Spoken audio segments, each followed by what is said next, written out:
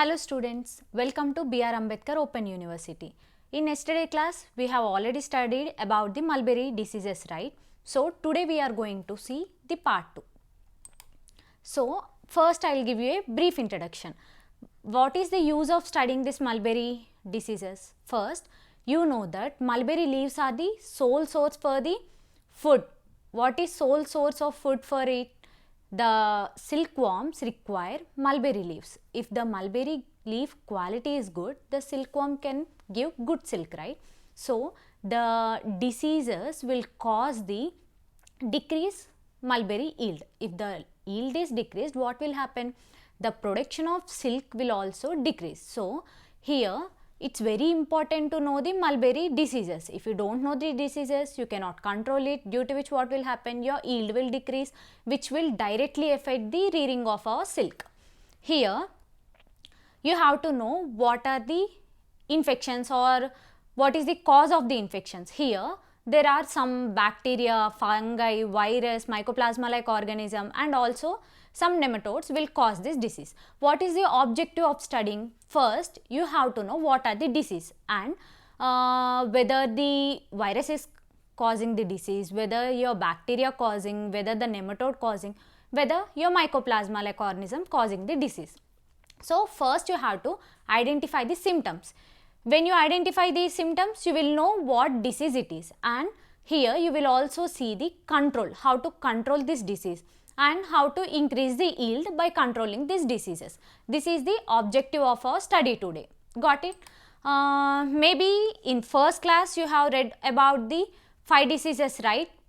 Can you recap it? Like first is leaf blight, second is mosaic disease, third is dwarf disease, which is also called as witch's broom, fourth is your leaf spot. Coming to other diseases, sixth disease is leaf rust. Today you are going to study another 6 diseases, which is known as leaf rust, white root rot, violet root rot, twig blight, stem canker and root knot nematode. Here you have to remember what are the bacterial diseases, what are fungi diseases, what are nematode causing diseases and what are the other organism causing. First, coming to your leaf blight, what is it? It is caused by bacteria. Coming to your mosaic disease and dwarf disease, it is caused by your viruses, right? So coming to other leaf blight or leaf rust, white root rot, violet root rot, twig blight, stem canker, they all are caused by fungal disease.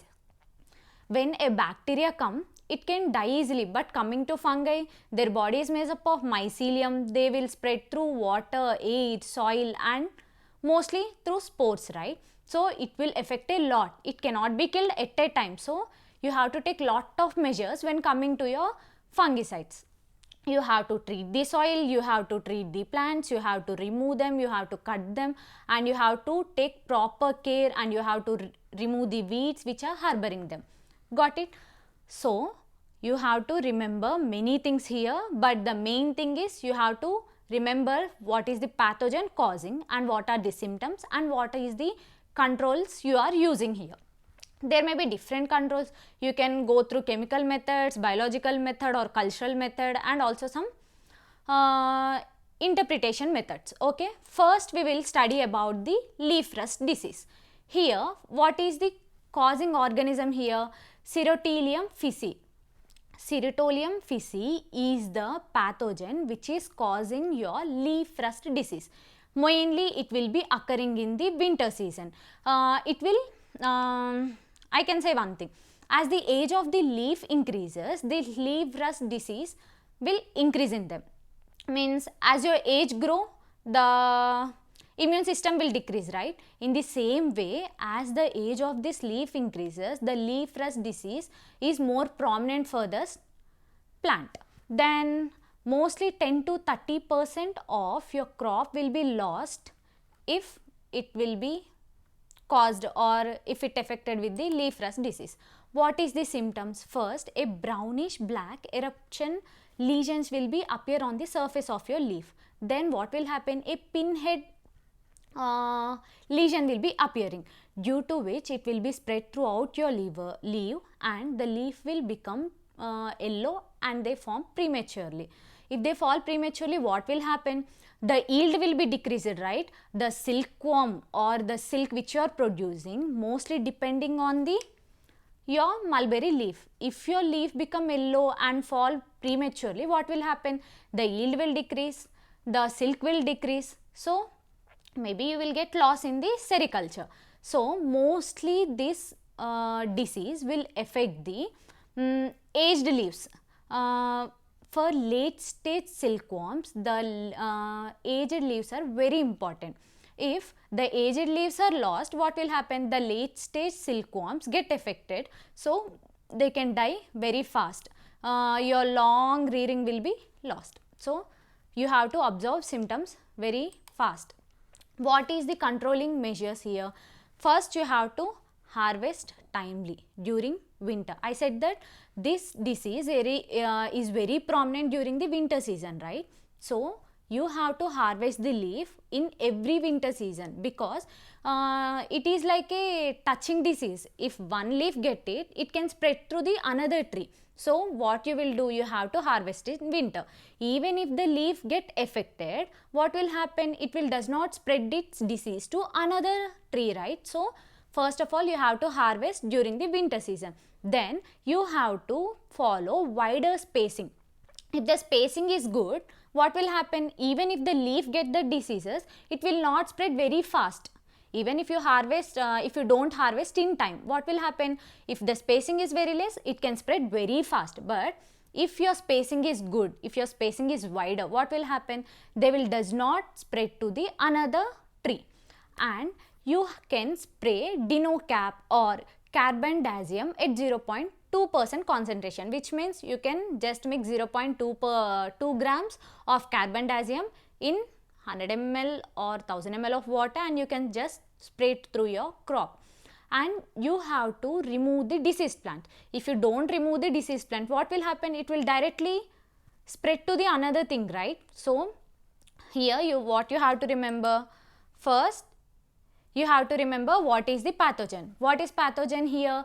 It is a Sericulture feci. It will be most prominent in winter season and it will lose mostly 10 to 30% of your crop. What is the symptoms? First, it will be showing black to brownish spots or lesions and then a pin rod like structure. Then it will make the leaf to fall off prematurely. Mostly it will affect the mature plant, which is very required for our late stage silkworm. Got it? Then what is the control measures? First, you have to harvest and you have to burn the tree which has got infection. Third is you have to make the space wider and also you can spray some fungicides. Then coming to white root rot disease. The name itself say it is a fungi, right? It will be forming white glittery like structure at your roots. Okay. Here white root rot is the roots will get rot. Here what is the pathogen? Rosalenia nectaris. It is also a fungal type disease. What is the symptom? The plant will become weak and it will show poor growth. The leaves will become wetter and they will dry. Entire plant may die slowly. Here what is the main symptom you have to remember? Whitish, here see, whitish grey mycelium mat will be appearing near the root region. Got it? If a white region, mycelium like region, you see at root, what you have to do? We will see in the measure. First, then coming to spread.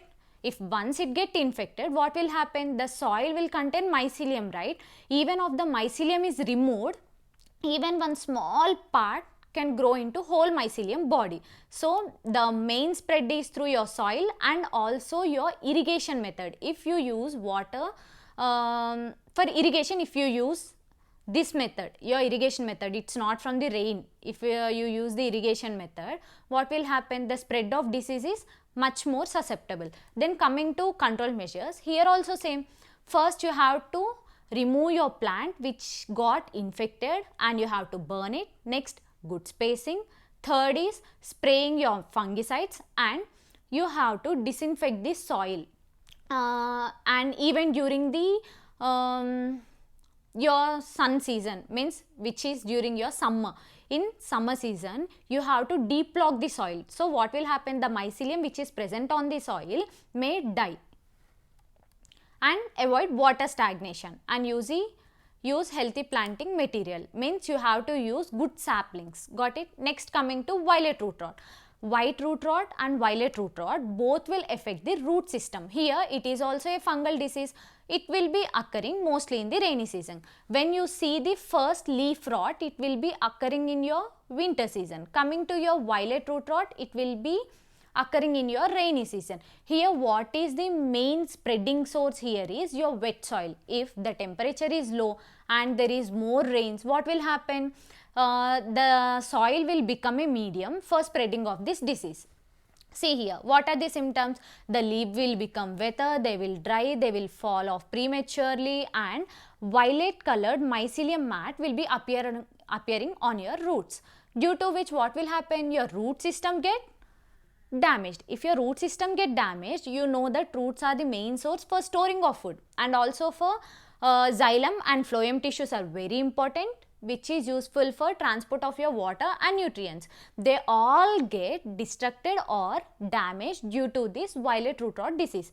What it will do? It will damage everything, due to which the nutrients will be not supplied properly, then the leaves will be fall off.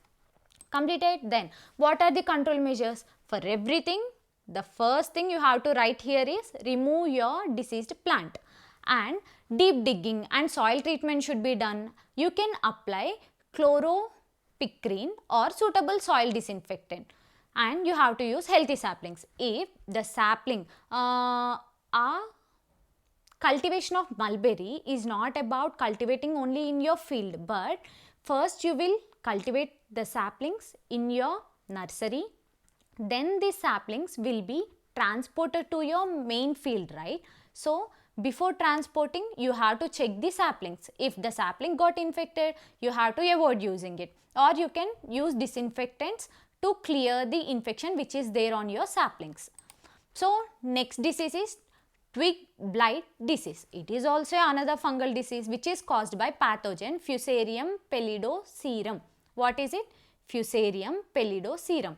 Here what will happen? The marginal blackening will be happening, so the leaf will be burning itself and they will be fall off, and this will become very weak, fragile, and at severe conditions what will happen? The plant may die, and also black longitudinal line will be appearing on your stem. Mostly here 5 to 6% of your crop will be lost. Try to keep it in mind. What is the pathogen here? Fusarium pellidoserum. First, a dark spots will be appearing at your margin, and your marginal line will be folding, and twig will become weak and fragile. Longitudinal lesions will appear. Then what is the control measures? Here what is the control measure? It is a fungus, right? So you have to use proper fungicides to clear your soil and also clear your plant. And soil drenching means you have to drench your soil with fungicides. It will does not affect your plant, but the soil which is containing these organisms causing diseases, they will be die if you drench your soil. And also remove the twigs and leaves. This is the first condition, right? Anything got infected, first you have to remove it and burn it. Then another disease called root knot disease. It is a very serious soil-borne disease. Mostly we said that due to irrigation or due to stagnation we got the disease. If it is a soil-borne disease, what are the measures you have to take? Mostly it is caused by non-septate or aseptate worm, which is called as nematode. This nematode will seriously affect your plant. It will weaken the plant and make it susceptible to another infection, which means as you are aging, what will happen?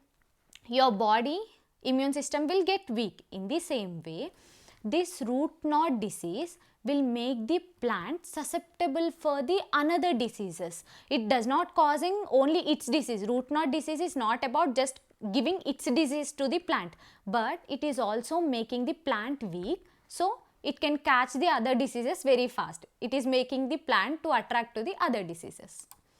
And what is the pathogen here? Here pathogen is Melidogyne incognita. What it is? Melidogyne incognita. How it will be occur? Mostly I said that winter season and rainy season are the main source for spreading of the disease, but coming to this disease, this will be causing whole year. So a farmer should be very observed. So even when small twig or any leaf get infected, he can just see. You should be very observative while you are growing your mulberry crop. So more severe in sandy area and under irrigated condition, and warm temperature and soil moisture will favor this disease. Mostly your crop will be lost up to 10 to 15%. Got it? Then what is the disease cycle? I said that it is a nematode, right? It will be having 3 stages to complete its life cycle. First, it will be in the form of egg, then it will be become your larvae, then it will mature and form a adult. First is egg, larvae and nematode. Its life cycle, I said that it is a soil borne disease, right? First the eggs will be born in your soil. From the soil, they will enter into your roots through your small pores or holes which is present in your root. After entering it, it will try to feed on your root tissue. Root is the main source for the food, right? And from this food, it has to be transported to the other parts of your body, plant body. If root get knots, what will happen? The whole plant will die. Here what's happening? After feeding on the tissue, it will form a swelling. If the tissue part, anything when get infected, what it will show? First it will show a knot like structure, means in humans we will say swelling. In plants we can say gall or knot. That's the reason we called it as knot disease, root knot disease. Got it? So first the nematode is entering into the root through holes. After that what it's doing? It is trying to feed on the tissue of the root. So the bulging of the root will take place, which is called as knot or gall. So repeated feeding will cause a swelling and formation of root knots or gall. Here you can see last step. Egg hatches in the soil and cycle repeats several times. I said already, this will be born in the soil, right? So the eggs will again hatch in the soil and they will again enter into the roots. So it's very hard, right? You don't know whether it is in a egg stage, or while you are plucking your mulberry, you don't know whether the root got disease or not, right? So you have to be very conscious. What are the symptoms? If you know the symptoms, you can just pluck off it. Even if you know symptoms, sometimes it's very hard to eradicate this disease. Okay. First what will happen? The plant will show stunted growth and the leaf will become small and they will be, you can just see weak appearance. Okay. And leaves will become yellow, especially at margin, and small and large knots or gall appears on the root. Young gall are white and spherical. Older gall become large and pale brown. Here what they are trying to say? Mostly we can see small or large knots, or we can call as gall. If it is in younger stage, what will its appear? It will be white and oval structure. But as the aging takes place, as it become older, what will happen? They will become large spot-like structure with light pale brown color. And if the damage is more, what will happen? The xylem phloem, which is responsible for transport of water and nutrients, get affected, due to which the plant may eventually die. And water and nutrient transport get affected, leaf yield and plant vigorously decrease. Then what are the factors responsible here? Mostly I said that it is a soil borne diseases. So soil and irrigation will mainly affect this disease. If the soil got affected, what will happen? It will keep, or it will give home, or it will become a host for transport of your disease. So soil is the primary source and irrigation. If the irrigation is much, due to some water droplets or water flow, your eggs may be transported from one place to another place, due to which another root get damaged, right? So water stagnation should be stopped. And if the water stagnation is there, the eggs can come and take them as a host. And continuous mulberry cultivation will also increase the infestation. And if the soil is moist and temperatures are low, which is very favorable for the growth. Then coming to the control measures. What should be the control measures? First, you have to remove your plant and burn it. There are three methods: physical method, chemical method and integrated management. First we will see about the physical method. What is physical method? First you have to remove your plant and you have to burn it. Next is deep plogging. If you plog the soil, what will happen? If the eggs are present in your soil, they will be exposed to your sunlight. So what will happen? The eggs may die and you have to remove and destroy your plants. Third is you can plant marigold plant as a intercrop. I said that you have to maintain proper spacing between the plants, right? If there is a infection, you can just plant your marigold plant between the spaces. So it can also stop your disease spreading. And proper field sanitation and drainage should be maintained. If the proper drainage is not maintained, this stagnant water will become its home for increasing its eggs. Got it? Then what is chemical method? Apply carbofuran 3G around your plant with your fertilizers, and also soil fumigant also helps to reduce the nematode population. Coming to integrated management. What is meant by integrated management? Integrated means mixing of two. Here what you are doing, you are mixing your neem beds with farmyard manure. Farmyard manure is useful for the growth of your plant or growth of your or good health of your soil. In the first class I have already said manure will be helping the soil to increase its nutrition, and these fertilizers will also get absorbed, or fertilizers will also get good place if the manure is present. Manure will help the soil and it will indirectly help the fertilizers. Okay, so you are mixing farmyard manure with your neem beds, which is you can call as bioneem. Okay, what is mean? Apply bioneems mixed with farmyard manure and neem cake. These both are mixed to form bioneem, which when you applied, it will give good health for your plant, or it can stop your disease control. Okay, and use healthy planting material. Why they are saying? If you take a twig or if you take a sapling which is already affected with your diseases, root knot disease, what will happen? When you plant the same sapling which is affected, it will give rise to many diseases. Sometimes it will be susceptible, sometimes it can kill itself or it can spread the disease. And you have to practice crop rotation and proper irrigation management. Maybe I guess that you all know about plant group crop rotation. In summer we will plant different crop, in winter we will plant different. So what will happen?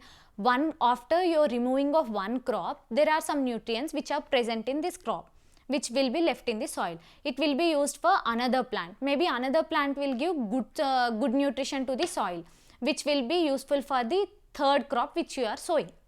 So crop rotation is very important, and proper irrigation management. If you give the water properly but the drainage system is not good, what will become? It will become the stagnant, and root knot disease will spread very easily because it is a nematode. Its life cycle depends on three stages. What are they? First is your egg, second is your larvae, third is your adult. Then coming to our another last disease, nursery disease in mulberry. What is why did you can say, madam, why nursery disease? I said that you will not grow the mulberry plant directly in your yield, right? First you will be growing in the nursery. After nursery you will be shifting your saplings to the main field where you will grow the mulberry, right? So here there are 4 diseases which will cause during nursery. Means while you are trying to grow your saplings, means your tree cuttings or the things which you will be using for grafting, there are 4 diseases. First is stem canker, second is cutting rot, third is collar rot, fourth is dieback.